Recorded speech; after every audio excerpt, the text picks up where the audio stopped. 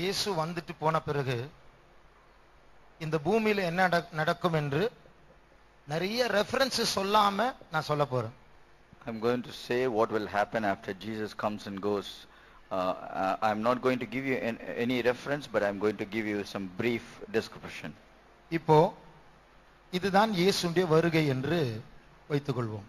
Assuming this is the point where Jesus has come. அப்ப நாம் இங்க இருக்கிறோம். And we are here. திடீர்னு இயேசு வருவார். Suddenly Jesus will appear. ஒரு செகண்ட் தான். Just a split second. கண் இமை பொழுதுல கண்ணை மூடிட்டு திறக்கிறதுக்குள்ள அவர் வந்துட்டு போயிருப்பார். இங்க உள்ளவங்க காணாம போயிடுவாங்க. In a twinkling of an eye he will come and we all will disappear. அதற்கு பிறகு என்ன சம்பவிக்கும்? After which what will happen? அப்போ இயேசு வந்துட்டு போன பிறகு after Jesus comes and goes, ஒருவேளை கொஞ்சம் முன்னாடி அல்லது கொஞ்சம் பின்னாடி மூன்றாம் உலக மகா யுத்தம் நடக்கும். A little before or just a little after we will have a third world war. இந்த மூன்றாம் உலக மகா யுத்தத்து நிமித்தம் ஒரு உலக தலைவர் எழும்பி அந்த யுத்தத்தை நிறுத்துவார். When this world war will take place, a global leader will arise and he will stop this war. இதனால எல்லாரும் அந்த தலைவனை பாராட்டுவாங்க. அவர்தான் உலக தலைவனாக மாறுவார். And because of which all the leaders and all the people of the world will praise him and he will become a global leader. அப்போ India, Japan, Pakistan, America, Dubai எல்லா நாடுகளும் ஒன்றாய் சேர்ந்து ஒரே உலகமாக மாறி இந்த ஒரே தலைவனாக தாங்கள் தலைவனாக தெரிந்து கொள்வார்கள். And after which India, Japan, Pakistan, China and all the other countries, they will all become one nation and they will have one leader, this global leader. ஆரம்பத்தில் சமாதானம், சௌக்கியம் என்று எல்லா உலகத்தில் சமாதானம் என்று எல்லாரும் சந்தோஷமா இருப்பார்கள். In the beginning and for a very short while there will be peace and health and everyone will be in harmony. இந்த உலக தலைவனும் அவன் he will become everybody's big brother. எல்லாருடைய மூத்த சகோதரனா மாறி எல்லாருக்கும் சமாதானத்தையும் நன்மை செய்கிறவரா இருப்பார். This world leader, he will become a big brother to everyone and for some time he will also do some good to all the people. சில நாட்கள் கழித்து தான் அவருடைய வேஷம் மாற ஆரம்பிக்கும். After few days then he will change his way of acting. அவர் உலக தலைவன் பிக் பிரதர் என்கிற ஸ்தானத்தை விட்டு எழும்பி தேவன் நான் தான் கடவுள் என்று சொல்லக்கூடிய ஒரு ஸ்தானத்துக்குள் வருவான். From the position of calling himself as big brother, then he will come to a place where he will call I am God. அன்றைக்கு ஒரே உலகம், ஒரே அரசாங்கம், ஒரே நாணயம், ஒரே மதம் என்கிறதான் இந்த ஒற்றுமை இப்போது சாத்தான் வழிபாடா மாறும். எல்லாரும் என்ன வணங்கணும் என்று சொல்லுவார். In those days all this one government, one nation, one currency and everything will become as a satanic worship. அப்போ 7 வருஷம் இவருடைய காலம் 7 வருஷம். And his time period is for 7 years. அந்த 7 வருஷத்துல முதல் 3.5 வருடம் இந்த அவருடைய ஆட்சியினுடைய பாதி வரைக்கும் நல்லா இருக்கும் சொன்னா தனக்கு நல்லா, அந்தி கிறிஸ்துவுக்கு நல்லா இருக்கும். எல்லாரையும் தன் பக்கமா இழுத்துக் கொள்வான், எல்லாரையும் தன்னை வணங்க வைப்பான். And for the first 3.5 periods of the 7 years, it will be very good for his dominion, for the Antichrist, where he will pull all the people towards him. ஆனால் அடுத்த செகண்ட் 3.5 years, ரெண்டாவது 3.5 வருடத்துல இந்த அந்தி கிறிஸ்து ஆட்சியிலே சமாதானம் இல்லாம போகும். But on the second 3.5 period of the 7 years, the rule of the Antichrist will itself lose all the peace. காரணம் என்னவென்றால் பரலோகத்திலிருந்து ஆண்டவர் 7 கலசங்கள், வயல்ஸ் 7 கலசங்களாக சில நியாய தீர்ப்புகள், 7 நியாய தீர்ப்புகளை ஊற்றிட்டே இருப்பார் ஒன்றுக்கு பின்னாடி ஒன்று.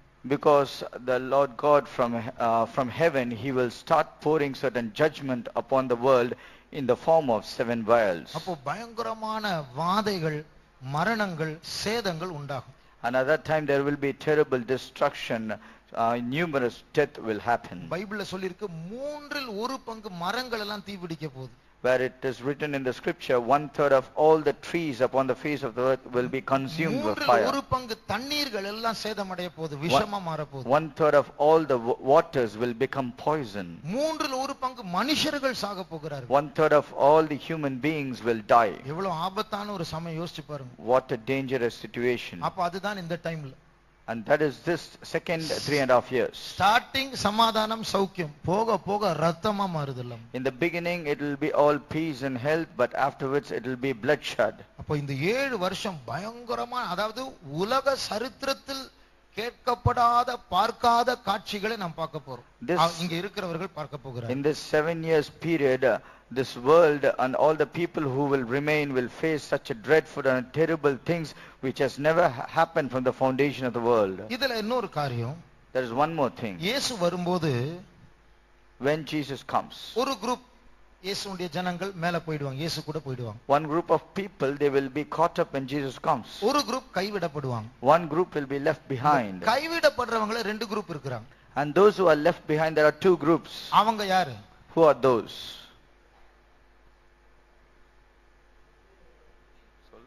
அதுதான் நான் எதிர்பார்த்தேன். புத்தி உள்ள கன்னிகைகள், புத்தி இல்லாத கன்னிகைகள். The wise virgins and the foolish virgins. அப்ப இந்த புத்தி உள்ள கன்னிகைகள்னா அவங்க தூங்குனாங்க, கைவிடப்பட்டாங்க.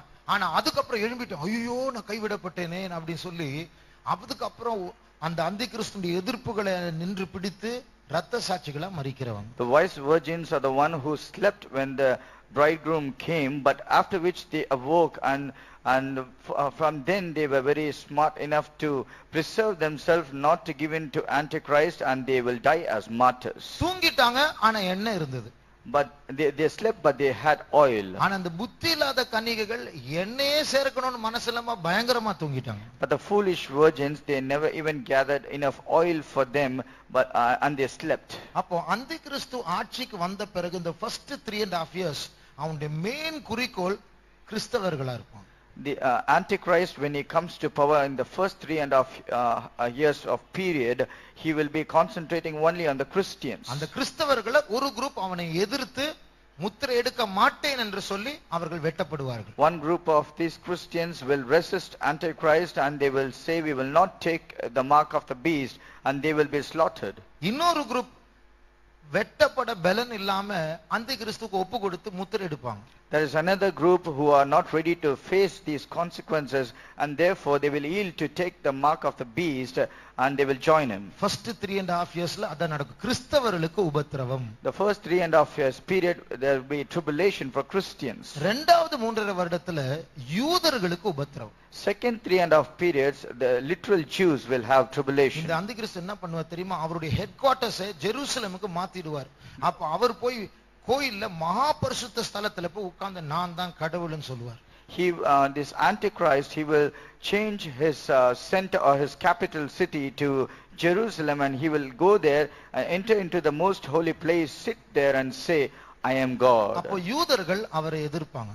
And then the Jews will resist him. எல்லா யூதர்களை கொலை பண்ணிடுவார். And he will kill all the Jews. ஆனால் ஆண்டவர் 144,000 யூதர்களை முத்திரை போடுவார். அவங்களை இவன் தொட முடியாது. But among them there will be 144,000 Jews who will be sealed by God, and he cannot touch them. அவங்களுக்கு மறைந்து இருப்பதற்கு ஆண்டவர் ஒரு இடத்தை வைத்திருக்கிறார். And for them to hide, the Lord has prepared a place for them. அது அநேகமாக இஸ்ரவேலுக்கு வெளியில யோர்தான் என்கிற ஒரு தேசத்துல பெட்ரா என்கிறதான ஒரு மலை பிரதேசம் இருக்கு. அங்கதான் அவர்களுக்கு மறைவிடம் இருக்கும் என்று ஆராய்ச்சியாளர்கள் சொல்லுகிறார்கள். As per the scholars researching, most likely it will be a mountain called Petra, which is in the country of Jordan, where they will go and hide themselves. அப்போ இந்த யூதர்களை ஆண்டவர் இந்த 144,000 யூதர்களை மறைத்து அவங்க உயிரோட இந்த 7 வருஷத்துக்கு அப்புறம் அவங்க உயிரோடு இருப்பாங்க. And this 144,000 Jews will be preserved and protected by the Lord himself,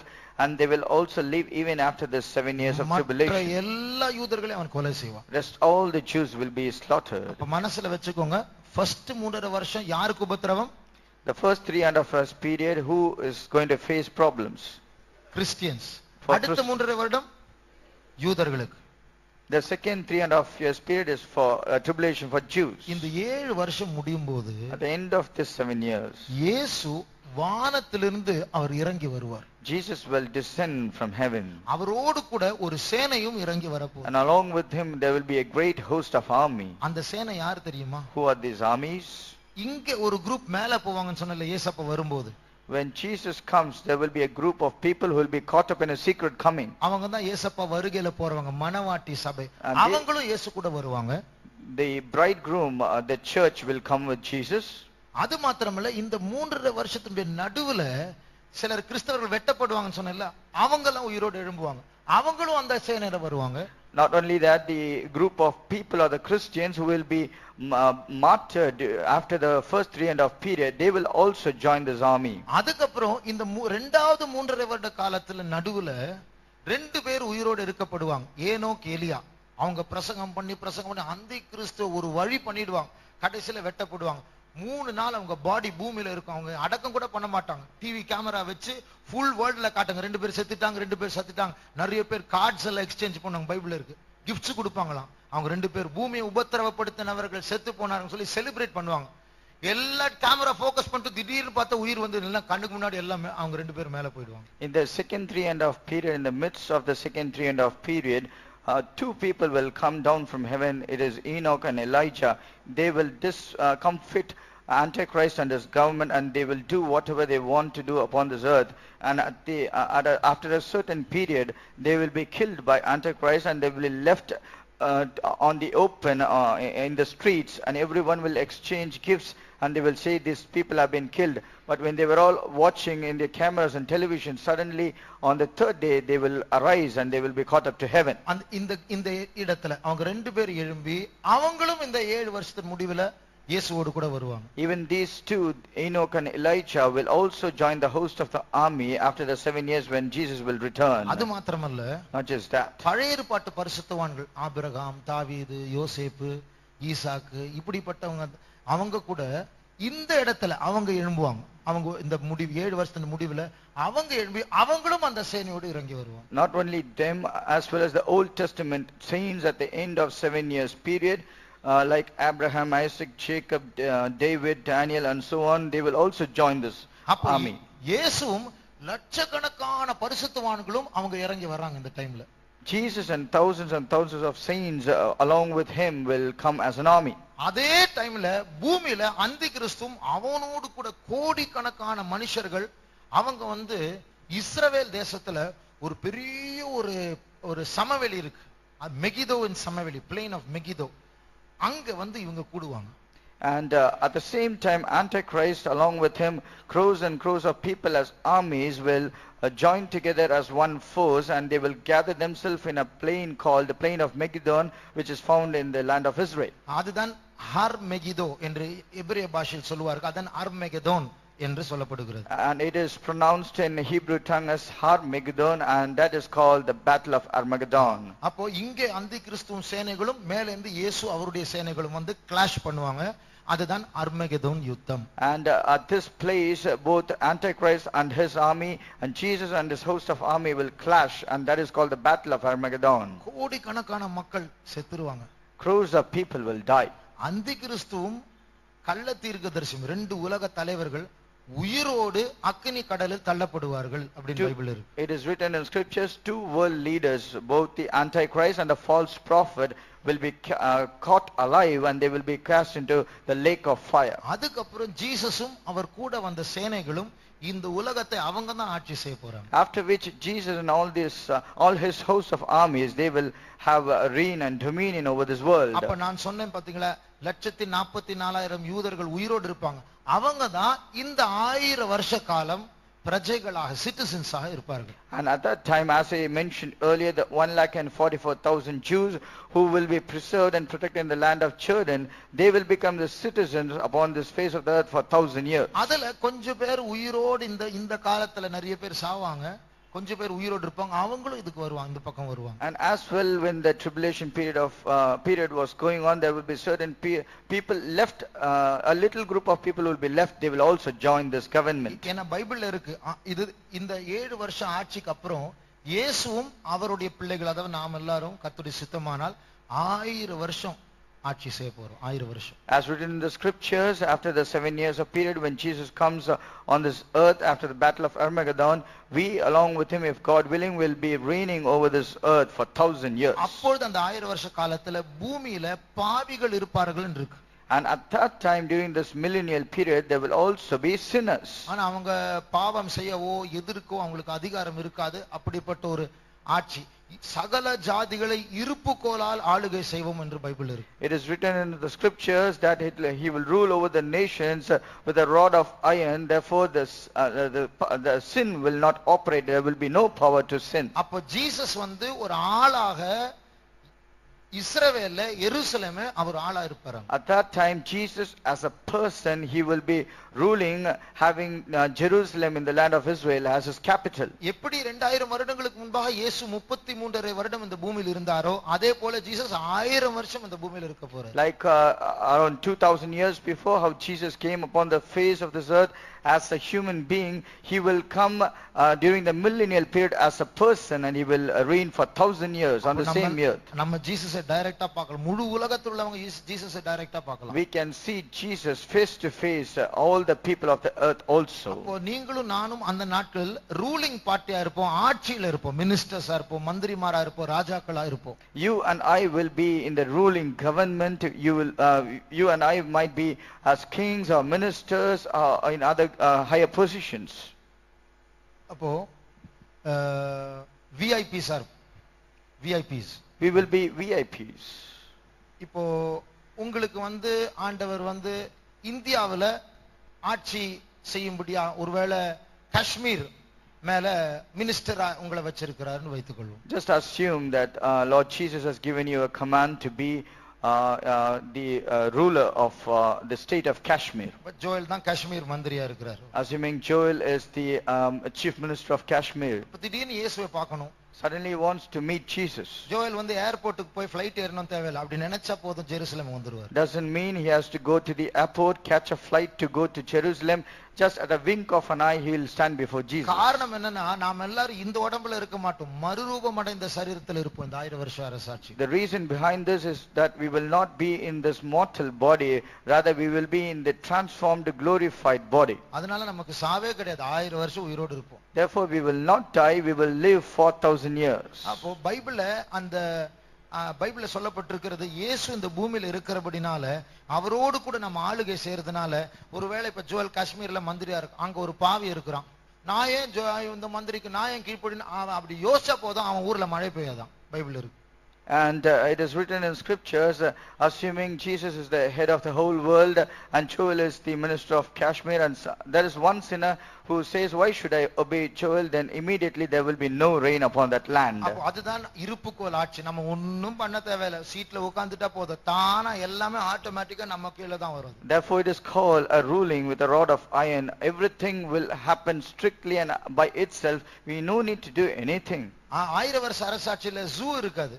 And there will be no zoo in the millennial period. சிங்கம் எல்லாம் நாய் மாதிரி ரோட்லயே பார்க்கலாம். The lions will be roaming on the streets like dogs. சின்ன பிள்ளைங்க சிங்கம் முதுகுல ஏறி சவாரி பண்ணலாம். And the little children, they will have a ride upon the lion. அது சிங்கம் புல்லு தான் சாப்பிடுமா பைபிள்ல. And it is mentioned the lion will eat grass. அப்ப அப்படிப்பட்டதான ஒரு மாற்றம் இந்த 1000 வருட அரசாட்சியில். And such a great transformation will happen in the millennial period. அதாவது இப்போ 2000 years இயேசுவுடைய காலத்திற்கு பிறகு 2000 years ஆயிடுச்சு. Now we are after 2000 years from the time when Jesus first came. அந்த அர்த்தம் 20 centuries 20 நூற்றாண்டுகள் கடந்து போயிருக்கு. Which in other words it means we have crossed 20 centuries. உங்களுக்கு தெரியுமா முதல் 19 நூற்றாண்டுகளில் யுத்தத்தினால் மரித்த ஆட்களை விட 20ஆம் இந்த ஒரு நூற்றாண்டில் நிறைய பேர் மரிச்சிருக்காங்க யுத்தத்தினால. There is a statistics which clearly says more than the number of people who died in the first 19 centuries, so more number of people have died in just in this 20th century. அவ்வளவு ரத்தம் இந்த நூற்றாண்டு சிந்தி இருக்கு. So much of bloodshed has happened in this century. 1000 வருஷ அரசாட்சியில But in the 1000 years period, ஒரு யுத்தமும் இருக்காது. there will be no wars. பைபிள்ல இருக்கு the days of a man shall be as the days of a tree. ஒரு மரத்துக்கு எத்தனை வருஷம் உயிர் இருக்கோ அதே போல மனுஷர்கள் இருப்பாங்களாம். The days of a man shall be as that of a tree. 100 வயசு ஒரு ஆள் வந்து குழந்தை போல் கணிக்கப்படுவாராம். And a man of 100 years will be counted as a child. அப்போ நமக்கு மரணம் இருக்காது, ஆனா உயிரோடு இருக்கிற மக்கள் அந்த யூதர்கள்லாம் இருப்பாங்கல்ல அவங்க சாவாங்க. We will not have any death, but those Jews who were preserved, they will have a mortal body and they will die. இன்னைக்கு இந்தியாவினுடைய பாப்புலேஷன் உலக பாப்புலேஷனுக்கு கம்பேர் பண்ணா 1/6 இந்தியாவில் இருக்கு. பாப்புலேஷன் இந்தியாவினுடைய ஜனத்தொகை. When we compare the population of India with the rest of the world, it is in a ratio of 1:6. One of the 6 portion is in India. அப்போ இந்தியாவுடைய ஜனத்தொகை முழு உலகத்தினுடைய ஜனத்தொகையில் 1/6. The population of India is 1/6% of the whole world. இஸ்ரவேல் ஜனத்தொகை எவ்வளவு தெரியுமா? Do you know the population of the land of Israel? 1/1000 இஸ்ரவேல் ஜனத்தொகை. It is just இப்போ 1,000:1. ஆனால் 1000 வருஷ அரசாட்சியில் 10% மாறப்போகுது. But it is going to increase during the millennial period as 1:10. நிறைய வசனம் இருக்கு, டைம் இல்ல. There are many verses, but I have no time. அப்ப இந்த 1000 வருஷம் சமாதானமான ஆட்சியா இருக்கும். This 1000 years of reign will be full of peace. 1000 வருஷம் முடியும் போது The end of the 1000 years. ஏன் நான் சொல்ல மறந்துட்டேன், இங்க சாத்தானும் கட்டப்படுவான். அந்தி கிறிஸ்து, கள்ள தீர்க்கதரிசி, இவங்க நரகத்து அக்கினி கடல் தள்ளப்படுவாங்க. சாத்தான் அந்த ஆவி இருக்கான்ல, உலக அந்த அந்தகாரத்தின் தலைவன், அவனும் கட்டப்பட்டு அகாத பாதாளத்தில் தள்ளப்படுவான். In the beginning of the millennial period, before Jesus starts his reign, both the false prophet and the antichrist will be cast alive into the lake of fire, and Satan will also be bound and he will be cast into the bottomless pit. அந்த கட்டப்பட்ட சாத்தான் இந்த 1000 வருஷம் முடியும் போது அவன் release பண்ணுவான். And after the end of this 1000-year period, that Satan will be set loose. Release ஆன உடனே மறுபடியும் அவன் மோசம் போக்க, அவன் வஞ்சிக்க சுத்துவான். Just after being released, he will immediately roam around fiercely in order to deceive people. யோசிச்சு பாருங்க, இந்த சாத்தான 1000 வருஷம் கட்டி போட்டு திருந்தல. ரிலீஸ் ஆன உடனே அப்ப சாரி ஆண்டவரே, நான் இனிமே ஒழுங்கா இருக்கிறேன், நேரா ஏமாத்த தான் போறான். 7 ரிலீஸ் ஆனவன். Just consider this Satan, even though he was born for 1000 years and he was released after that, he never went to the Lord and said, I am sorry God, I'm repenting of what I have did, but rather he will go immediately to deceive all the nations. இயேசுவுடைய வருகைக்கு முன்னாடி இப்போ எப்படி முழு உலகத்தை ஏமாத்துறானோ, அதே போல இங்க உயிரோடு இருக்கிறதான அந்த பொது மக்களை அவன் ஒரு குரூப்பை திருப்பி பிடிப்பான்.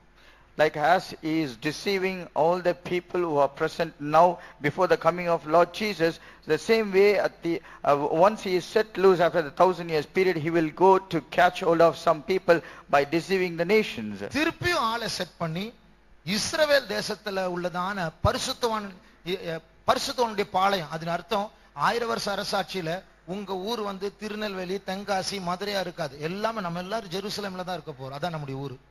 During the millennial period, during the 1000 years period, our native place will not be Madurai or Tirunelveli.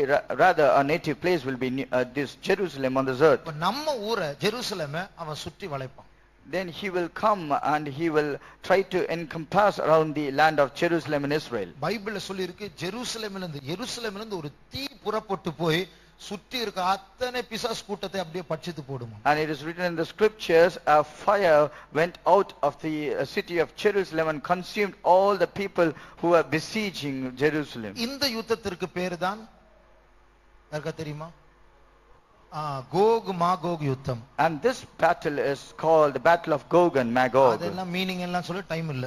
I do not have time to say all the meaning. இதற்கு பிறகு தான் பயங்கரமான காரியம் நடக்கும். And after which a very terrible thing will happen. சாத்தான் அக்கினி கடலில் நிரந்தரமா தள்ளப்படுவான். Satan will be cast into the lake of fire and brimstone for eternity. கூட ஏமாந்து போனவங்க எல்லாம் செத்துருவாங்க. And all those who have been deceived will all die. இப்ப கவனிங்க.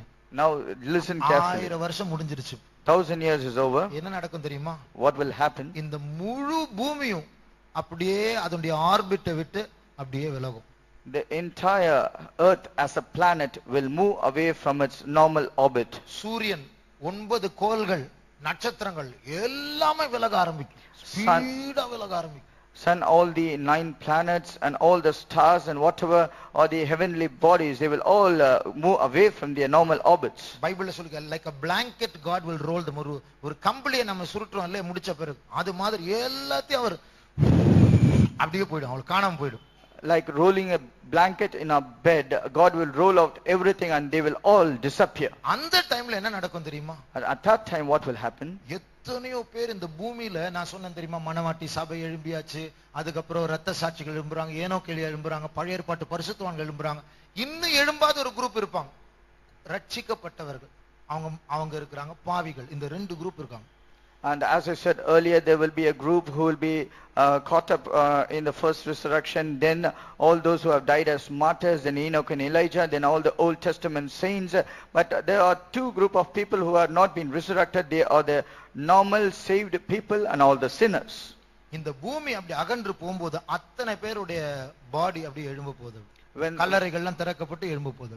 When the earth and all the heavenly celestial bodies will roll off like a blanket, all the other people's bodies will come out of their graves. ரட்சிக்கப்பட்டவர்கள்லாம் Jesus உடைய right சைடுல இருப்பாங்க, பாவிகள்லாம் Jesus உடைய left சைடுல இருப்பாங்க. All those who have been saved will be standing on the right side of Lord Jesus, and all the sinners on the left of him. அந்த ரட்சிக்கப்பட்டவர்களை பார்த்து நீங்க எல்லாம் உள்ள வாங்க, என்னுடைய ஜீவனுக்குள் பிரவேசிங்க, இவங்களை பார்த்து எல்லாரும் நரகத்துக்கு போங்க அப்படி அனுப்புவார்.